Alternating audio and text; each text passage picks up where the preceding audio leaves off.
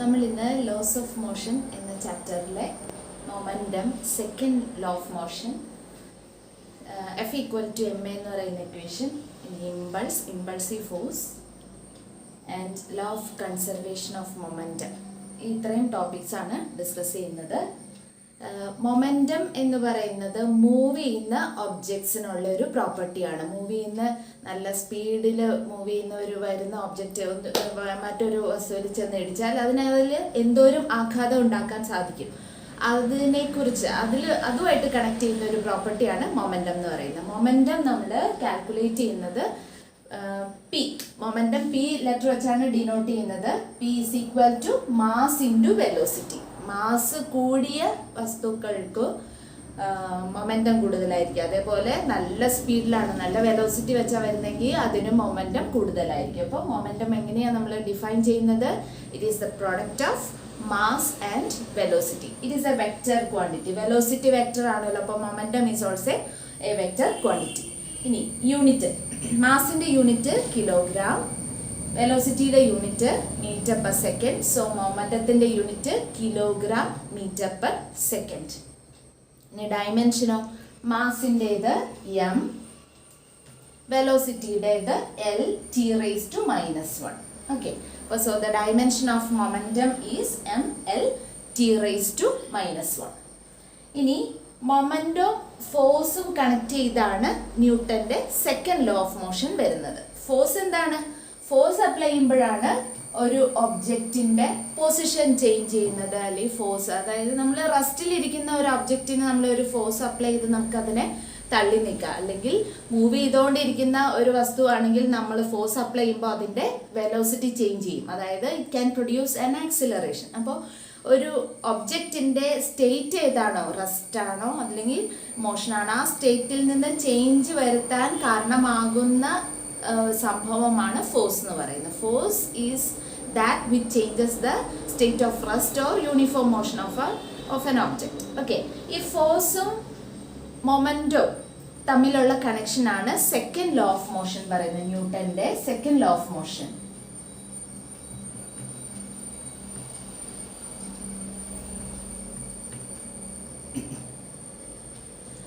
Force, external force is proportional to rate of change of momentum. എന്താണ് rate of change of momentum എന്ന് പറയുന്നത്? Momentum change ചെയ്യുന്നതിൻ്റെ rate, അതായത് ആ വസ്തുവിൻ്റെ മൊമെൻറ്റം ഒരു സെക്കൻഡിൽ എന്തോരം ചേഞ്ച് ചെയ്യുന്നുണ്ട്. നമുക്കറിയാം momentum is equal to mass into velocity. മൊമെൻറ്റത്തിൻ്റെ ചേഞ്ച് എന്ന് പറഞ്ഞാൽ എന്താ ഉദ്ദേശിക്കുന്നത്? മാസ് നോർമൽ രീതിയിൽ മാസ് ചേഞ്ച് ചെയ്യുന്നില്ല. അപ്പോൾ മാസ് നമുക്ക് എഴുതിയിട്ട് ചേഞ്ച് ഓഫ് വെലോസിറ്റി എന്ന് എഴുതാം.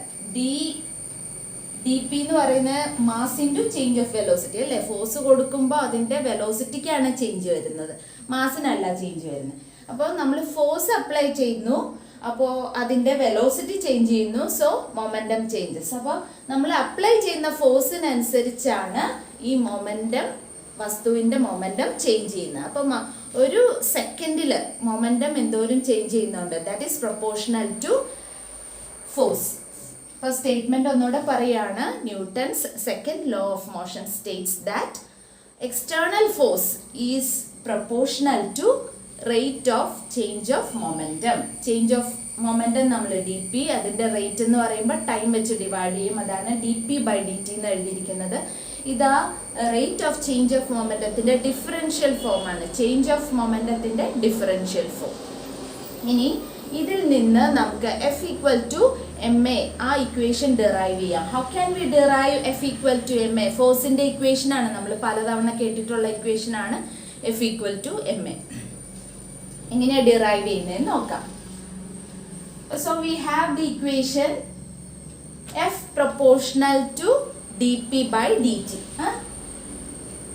നമുക്ക് ഡി പി ബൈ ഡി ടിനെ D by D T of, എന്താണ് പി എന്ന് പറയുന്ന മൊമെൻറ്റം, മൊമെൻറ്റത്തിന് മാസ് ഇൻറ്റു വെലോസിറ്റി എന്ന് കൊടുക്കാം.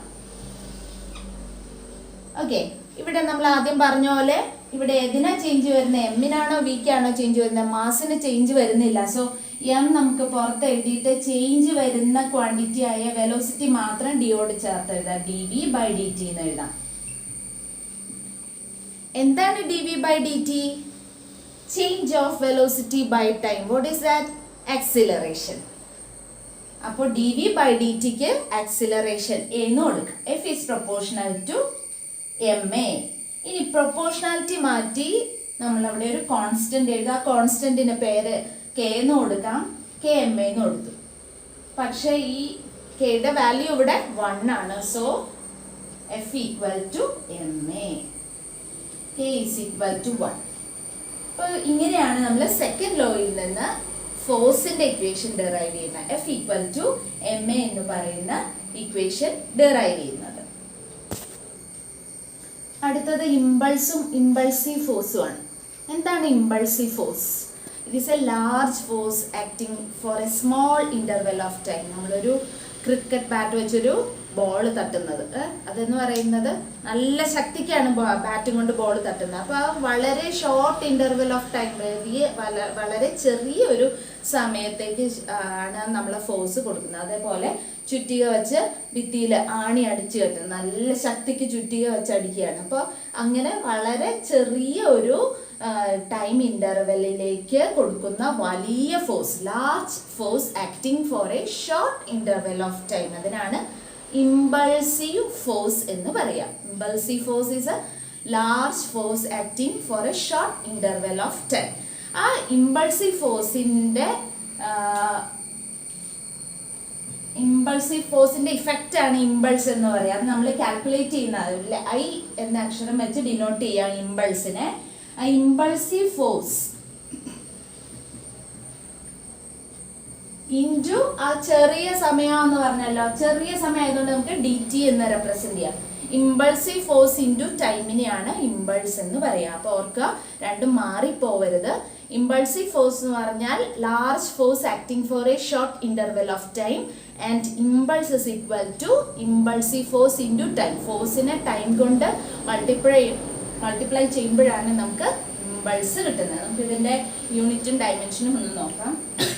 ഇമ്പൾസീവ് ഫോഴ്സ് ഇൻറ്റു ടൈം ആണല്ലോ. ഫോഴ്സിന്റെ യൂണിറ്റ് ന്യൂട്ടൺ ആൻഡ് ടൈമിന്റെ unit second. Okay, newton second is a unit of impulsive force.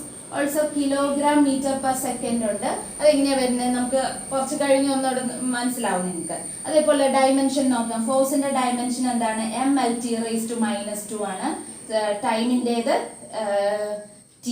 So mlt⁻⁻1 is the dimension of impulse.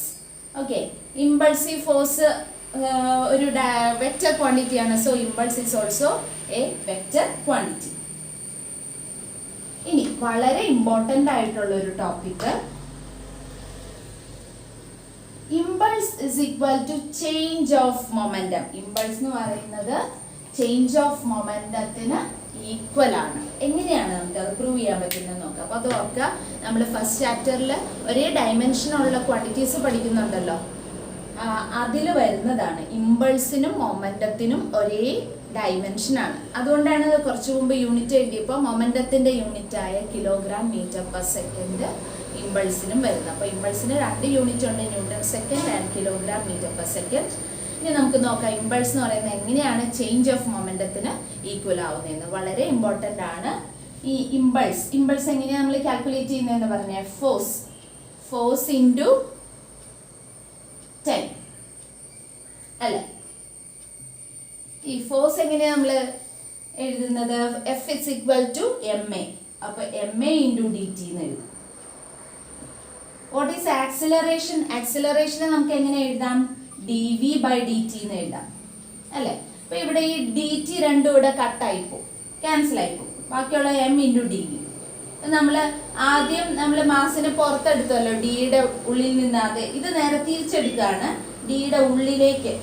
കാരണം ഇവിടെ മാസ് ഇൻറ്റു വെലോസിറ്റിക്ക് പകരം momentum വരുത്താൻ വേണ്ടിയിട്ട്. മാസ് എന്ന് പറയുന്നത് കോൺസ്റ്റന്റ് ആണ്, അതിന് ചേഞ്ച് ഇല്ല. അപ്പോൾ ഡിയുടെ പുറത്ത് കിടന്ന മാസിനെ ഉള്ളിലേക്ക് എഴുതിയാലും കുഴപ്പമില്ല, that is A constant. Mass into velocity എന്ന് പറയുന്നത് എന്താണ്? മൊമെന്റം.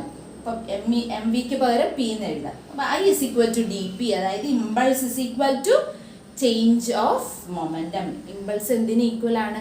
ഇമ്പൾസ് എന്ന് പറയുന്നത് impulsive force is A large force acting for a short interval of time. ആ ഫോഴ്സ് അപ്ലൈ ചെയ്യുമ്പോൾ ആ വസ്തുവിൻ്റെ മൊമെൻറ്റം ചേഞ്ച് ചെയ്യും. അപ്പോൾ ഇമ്പൾസ് എന്തിന് ഈക്വൽ ആണ്? Change of moment. അപ്പോൾ ഇമ്പൾസിൻ്റെ ഡെഫിനിഷൻ ചോദിക്കുകയാണെങ്കിൽ നിങ്ങൾക്ക് ഒന്നെങ്കിൽ force impulsive force into time എന്ന് എഴുതാം, അല്ലെങ്കിൽ impulse is equal to change in momentum. Also ഈ യൂണിറ്റ് ഓർത്തിരിക്കുക. ഇമ്പൾസിൻ്റെ യൂണിറ്റ് ന്യൂട്ടൺ സെക്കൻഡ്, അല്ലെങ്കിൽ മൊമെൻറ്റത്തിൻ്റെ യൂണിറ്റ് എഴുതാം കിലോഗ്രാം മീറ്റർ പെർ സെക്കൻഡ്. ഇനി നമുക്ക് law of conservation of momentum അത് നോക്കാം.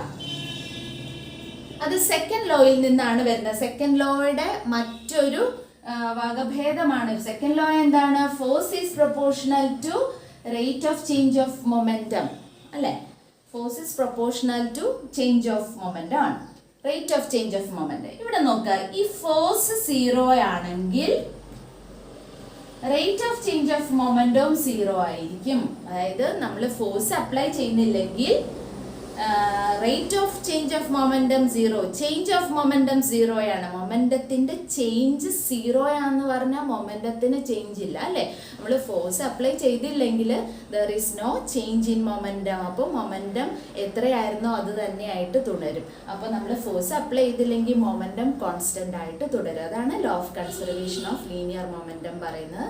If no external force is acting on an object, the linear momentum of the system remains constant. System എന്ന് പറയുന്നത് നമ്മൾ ഉദ്ദേശിക്കുന്ന ചിലപ്പോൾ ഒന്നിൽ കൂടുതൽ ഒബ്ജക്ട്സ് ഉണ്ടെങ്കിൽ അതെല്ലാം കൂടെ ചേർന്നുള്ള ഒരു സിസ്റ്റം, അതാണ് നമ്മൾ ഉദ്ദേശിക്കുന്നത്. നമ്മൾ എവിടെയാണ് ഫോഴ്സ് പ്രയോഗിക്കുന്നത് ആ മൊത്തം സിസ്റ്റം അതാണ് ഉദ്ദേശിക്കുന്നത്. ആ സിസ്റ്റത്തിൽ നമ്മൾ എക്സ്റ്റേണൽ ഫോഴ്സ് അപ്ലൈ ചെയ്യുന്നില്ലെങ്കിൽ the linear momentum of the system remains constant. അപ്പോൾ dp by dt equal to 0, അതായത് p equal to constant.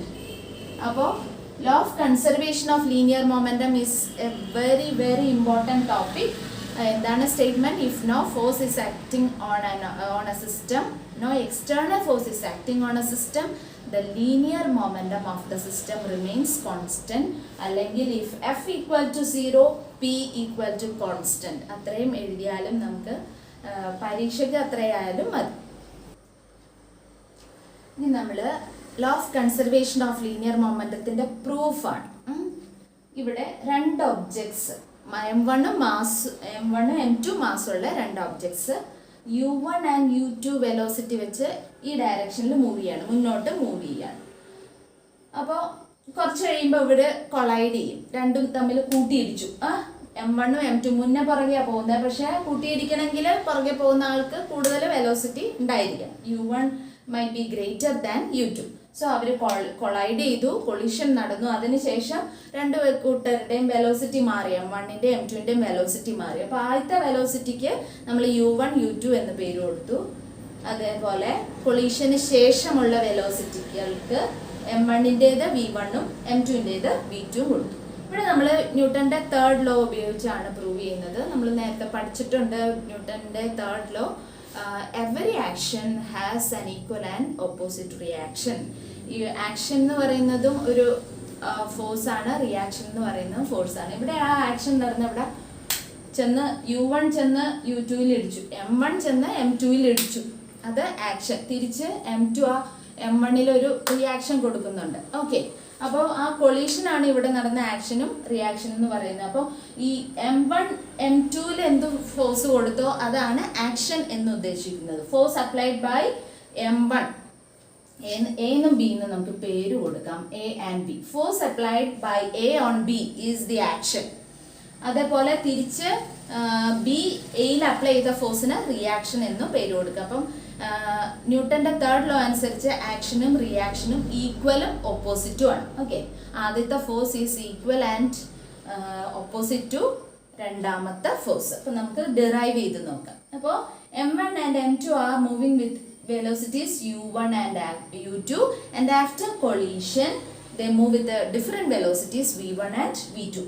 ഇനി force exerted by A on B, A ചെന്ന് ബിയിൽ ചെന്ന് ഇടിച്ചു. അന്നേരം എ എന്തോ ഒരു ഫോഴ്സ് ബിയിൽ കൊടുത്തു, ചെന്ന് ഇടിച്ച ഫോഴ്സ്. എങ്ങനെ നമ്മൾ കാൽക്കുലേറ്റ് ചെയ്യും? സെക്കൻഡ് ലോ അനുസരിച്ച് that is equal to change of momentum, rate of change of momentum of B അല്ലേ? എ ചെന്ന് ബിയിൽ ചെന്ന് ഇടിച്ചു, അതുകൊണ്ട് ബിയുടെ മൊമെന്റം ചേഞ്ച് ചെയ്യാൻ കാരണമായി. അപ്പോൾ force applied by A is equal to rate of change of momentum of B. അപ്പോൾ F2 എന്ന് പേര് കൊടുക്കാം. A ചെന്ന് ബിയിൽ ഇടിച്ച ഫോഴ്സ്, ബിക്ക് കിട്ടിയ ഫോഴ്സ് F2 എന്ന് പേര് കൊടുക്കാം. F2 is equal to change of momentum of B. ബിയുടെ മൊമെന്റം ഏതൊക്കെയാ? M2 into U2. അതാണ് ഇനീഷ്യൽ മൊമെന്റം. അത് കഴിഞ്ഞ് വെലോസിറ്റി മാറി, new momentum is M2 into V2. അപ്പോൾ നമുക്ക് change of momentum of B എന്ന് പറയുന്നത് M2 into V2 minus U2. എപ്പോഴും ഫൈനൽ വാല്യൂയിൽ നിന്ന് ഇനീഷ്യൽ കുറയ്ക്കുക. സിമിലർലി ഈ ബിയിൽ ചെന്ന് ഇടിച്ചപ്പോൾ ബി തിരിച്ച് എക്ക് ഒരു ഫോഴ്സ് അപ്ലൈ ചെയ്യുന്നുണ്ട്. That is called reaction. Force applied by B on A, that is the reaction. അതെങ്ങനെ എഴുതാം? F1 എന്ന് എഴുതാം. F1 is the force applied by B on A. That is equal to change of momentum of A. അല്ലേ? അപ്പോൾ momentum change of A എങ്ങനെ എഴുതാം? എയുടേത് V1 minus U1, അതാണ് വെലോസിറ്റിയുടെ change, divided by 10. ഇനി തേർഡ് ലോ അനുസരിച്ച് this action and reaction are equal and opposite. അപ്പോൾ നമുക്ക് F1 is equal to minus F2. F1 is equal to minus F2.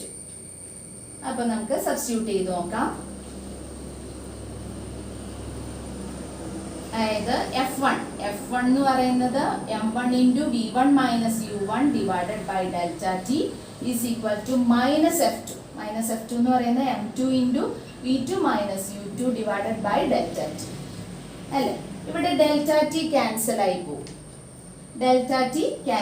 പോകും. ബാക്കിയുള്ള ഒന്ന് റീഅറേഞ്ച് ചെയ്ത് എഴുതാം. നമുക്ക് ഇവിടെ ബ്രാക്കറ്റ് ഓപ്പൺ ചെയ്ത് എഴുതാം. M1 V1 minus M1 U1 is equal to minus M2 V2 minus രണ്ട് മൈനസ് കൂടുമ്പോൾ അവിടെ പ്ലസ് ആവും, പ്ലസ് M2 U2 എന്ന് വരും. ഓക്കെ, ഇനി ഈ U1 ഉള്ള ക്വാണ്ടിറ്റീസ് ഒരു സൈഡിലേക്കും V1 V2 ഉള്ളത്, അതായത് ഇനീഷ്യൽ വെലോസിറ്റീസ് ഒക്കെ ഒരു സൈഡിലേക്കും ഫൈനൽ വെലോസിറ്റീസ് മറ്റേ സൈഡിലേക്ക്. ഇവിടെ M1 V1 എന്ന് കൊടുക്കുക. അത് ഇവിടെ ഓൾറെഡി ഉണ്ടായിരുന്നതാണ്. ഇവിടെ നിന്ന് ഈ മൈനസ് M2 V2നെ ഇപ്പുറത്തേക്ക് കൊണ്ടുവരാം. അപ്പോൾ അത് പ്ലസ് ആവും. M2 V2 ഈക്വൽ ടു, അതേപോലെ ഇതിനെ അപ്പുറത്തേക്ക് കൊണ്ടുപോകണം. മൈനസ് M1 U1നെ അപ്പുറത്തേക്ക് കൊണ്ടുപോകുമ്പോൾ അത് പ്ലസ് M1 U1 ആകും. പിന്നെ ഇവിടെ ഓൾറെഡി ഉള്ള M2 U2 കൂടെ എടുത്ത്. അപ്പം ഇത് നോക്കാം. ഇത് V1 എന്ന് പറയുന്നത് കൊളീഷന് ശേഷമുള്ള ഒന്നാമത്തെ ഒബ്ജക്റ്റിന്റെ velocity, and this is the momentum. M1 V1 എന്ന് പറഞ്ഞ momentum of the first object after collision. അതേപോലെ ഇത് കൊളീഷന് ശേഷമുള്ള സെക്കൻഡ് ഒബ്ജക്റ്റിന്റെ മൊമെന്റം. അപ്പൊ നമുക്ക് ഇത് ടോട്ടൽ മൊമെന്റം ആഫ്റ്റർ കൊളീഷൻ ആണിത്, അല്ലെ?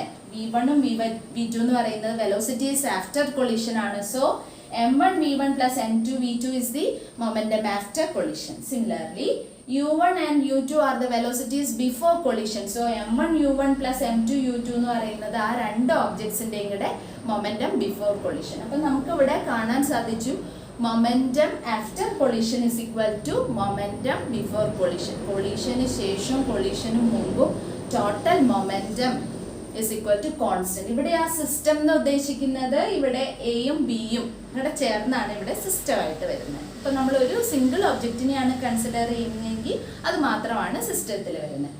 സോ ഇവിടെ law of conservation of linear momentum is proved. എങ്ങനെയാണ്? Momentum before collision is equal to momentum after collision.